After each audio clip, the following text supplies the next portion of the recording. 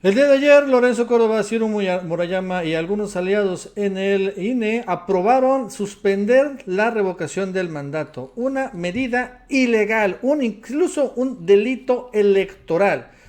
Y bueno, a esto ya tiene una respuesta y una respuesta muy fuerte, no solo de la ciudadanía o de las redes sociales, lo cual es natural, pero en particular del presidente de la Cámara de Diputados, que va a demandar penalmente a Lencho Córdoba y Ciro Murayama por haber precisamente cometido un grave delito electoral previsto en la ley. Y esto se va a poner muy fuerte también en la Contraloría del INE. Y esto está empezando a impactar porque podrían ver realmente que la decisión que tomó Lencho, Ciro y demás consejeros, sí, podría meterlos en la cárcel. Olvídense que sean destituidos, sino a la cárcel. Y es que el día de hoy les voy a recordar que con una votación cerrada de 6-5 se aprobó posponer o suspender la consulta porque dice Lencho Córdoba, sigue insistiendo que 20,000 millones de pesos es poquito dinero para hacer una consulta de revocación del mandato, ¿no? Algo que lo cierto es que viola toda la ley. Y bueno, el día de ayer tuvo su respuesta ya en la noche, porque el presidente del Congreso, el diputado Sergio Gutiérrez Luna, perdón, dijo que, bueno, no solo está en contra, pero que va a demandarlos penalmente por violar la ley. Vamos a escucharlo. Una mayoría del Instituto Nacional Electoral, encabezada por los consejeros Lorenzo Córdoba y Ciro Murayama, determinó suspender varias fases del proceso de revocación de mandato bajo el argumento de que no cuentan con los recursos para ese ejercicio democrático. Y condicionaron su determinación a que la Suprema Corte de Justicia de la Nación resuelva una controversia que el propio INE presentó en contra de esta Cámara de Diputados. Esa decisión del INE viola tanto la Ley Federal de Revocación de Mandato como una determinación que la propia Suprema Corte acaba de resolver en razón justamente de la controversia que planteó el INE. Esa actitud contumaz y de violación será combatida. Por ello, en mi carácter de presidente de la Cámara de Diputados y representante legal de la misma, en ejercicio de las facultades que me confiere la Constitución Federal y la Ley Orgánica del Congreso General de los Estados Unidos Mexicanos, presentaré recurso de queja para que la propia Corte determine que el INE violó una resolución de ese órgano jurisdiccional.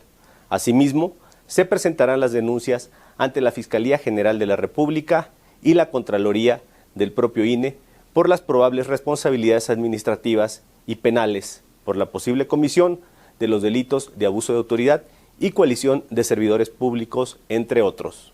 La Ley Federal de Revocación de Mandato establece claramente que el Instituto Nacional Electoral deberá garantizar la realización del ejercicio de la revocación de mandato y para ello el INE, dice la ley, y cito, hará los ajustes presupuestales que fueran necesarios. Así de nítida es la ley. Por otra parte, la Suprema Corte, de manera precautoria, negó al INE la suspensión que éste había solicitado para no hacer ajustes presupuestales. La Corte no le dio la razón en el incidente de suspensión al INE, por lo que el proceso de revocación debe seguir. La determinación de suspender el proceso de revocación que emitió el INE constituye el incumplimiento de un mandato legal y a la vez configura un fraude a una resolución de la Suprema Corte de Justicia de la Nación al evadir su cumplimiento. Cabe destacar que la Cámara de Diputados es parte en ese juicio. El respeto a las atribuciones de los poderes y órganos constitucionales debe comenzar con la observancia de la ley emanada de este poder legislativo. Asimismo, también deben cumplirse las resoluciones de los órganos jurisdiccionales. En este caso, la mayoría del INE está violando la ley y una determinación de la Suprema Corte. El fondo de esta actitud, que vulnera el Estado de Derecho, tiene como origen la demanda del INE por más dinero, sin entender que esta soberanía, en ejercicio de la facultad exclusiva en materia presupuestal, determinó asignar los recursos suficientes a ese órgano constitucional. Esta presidencia defenderá las determinaciones que emanen del ejercicio de nuestras facultades constitucionales. Es nuestra obligación y la cumpliremos. Ahora, vamos a ver la fineza en el análisis. Está diciendo Sergio Gutiérrez Luna que va a acudir a dos instancias superiores, jurisdiccionales. Primero va a ir a la Corte ¿no?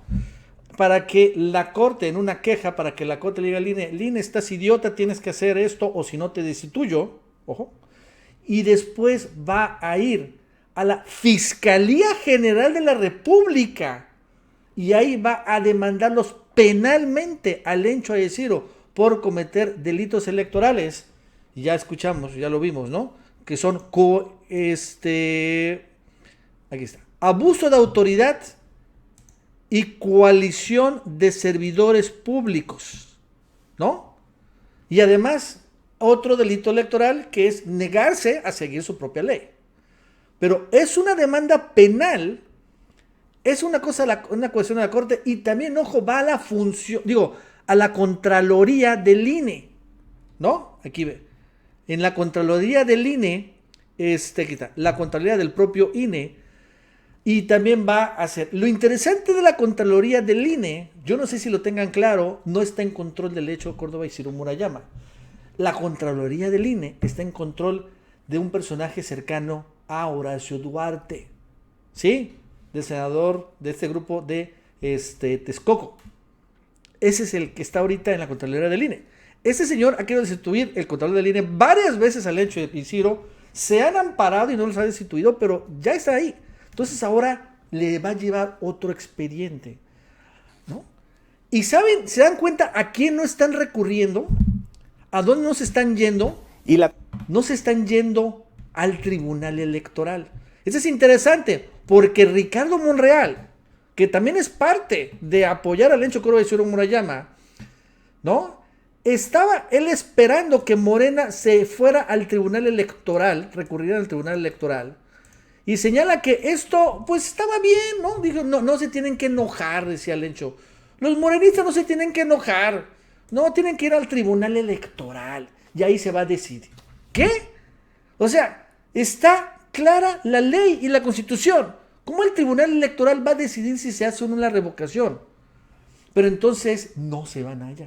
Recordando que también el Tribunal Electoral está controlado por los mismos que controla el Lencho. Pero la Corte ya no, o ya es mucho menos.